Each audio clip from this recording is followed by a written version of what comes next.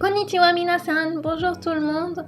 Aujourd'hui, je vais vous expliquer comment faire des questions en pourquoi et aussi comment répondre. Il y a plusieurs façons de faire la question et la réponse. Dans cette vidéo, je vous présente qu'une seule façon. Restez jusqu'à la fin si vous voulez vous entraîner avec un exercice. Alors, pourquoi ça se dit doshite, doshite et on le met au début de la phrase. Alors voilà un premier exemple.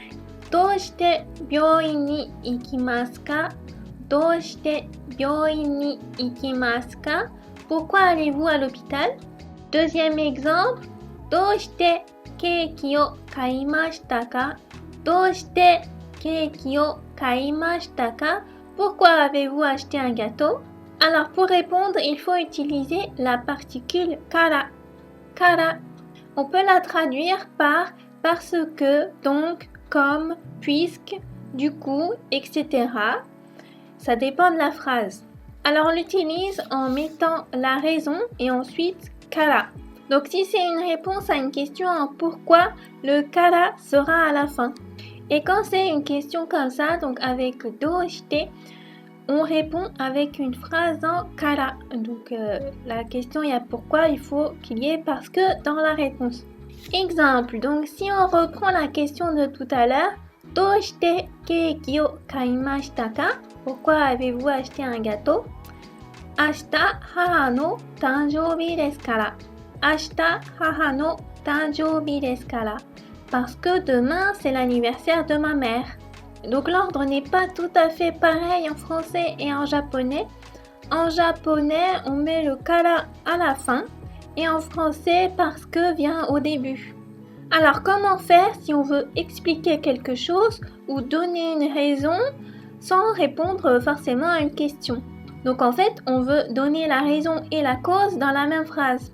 On utilise toujours kara, on dit la cause, ensuite kara et la conséquence à la fin. Donc il faut faire attention, la raison ou la cause est toujours au début, avant kara. Donc en français, ce sera souvent l'inverse, mais dans cette vidéo, j'ai gardé le même sens pour les phrases en français et en japonais pour que ce soit un peu plus facile à comprendre. Du coup, dans une phrase comme ça, avec kara au milieu, on peut quand même traduire kara par parce que, mais ça oblige à changer l'ordre de la phrase en français. Si on veut garder le même ordre, on peut traduire kara par, donc, alors ou encore du coup. Alors voilà un exemple. 明日母の誕生日ですからケーキを買いました。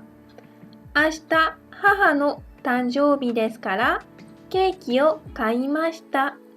Demain c'est l'anniversaire de ma mère, alors j'ai acheté un gâteau.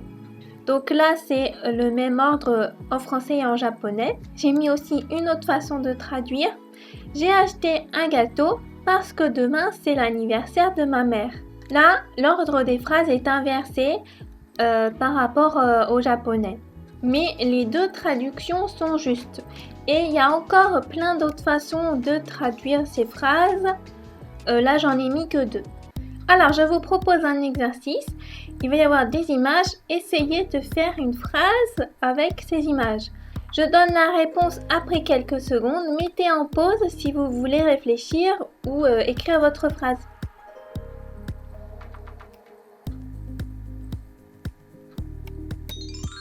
Réponse. 映画が大好きですから毎日見ます。映画が大好きですから毎日見ます。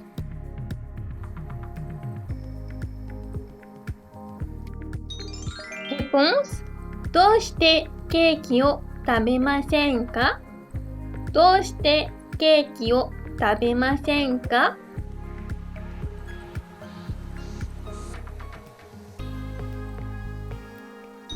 Diet をしていますから。Diet をしていますから。Voilà, c'est la fin de l'exercice. Est-ce que vous avez eu tout juste? Alors, il peut y avoir plusieurs réponses, plusieurs façons de dire les phrases qui étaient dans l'exercice. Donc, si vous n'êtes pas sûr de votre phrase, vous pouvez l'écrire en commentaire.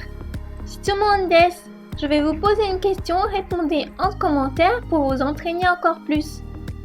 どうして日本語を勉強していますか？どうして日本語を勉強していますか? Si vous souhaitez aller plus loin, vous pouvez télécharger mon guide de débutant. Vous apprendrez l'essentiel du japonais pour commencer à discuter avec des japonais. En même temps, vous vous inscrirez à ma newsletter pour recevoir tous mes conseils, mon contenu en avant-première et des réductions à ma formation. Voilà, c'est la fin de cette vidéo. Si mes vidéos vous plaisent, n'hésitez pas à vous abonner. Matane, à bientôt!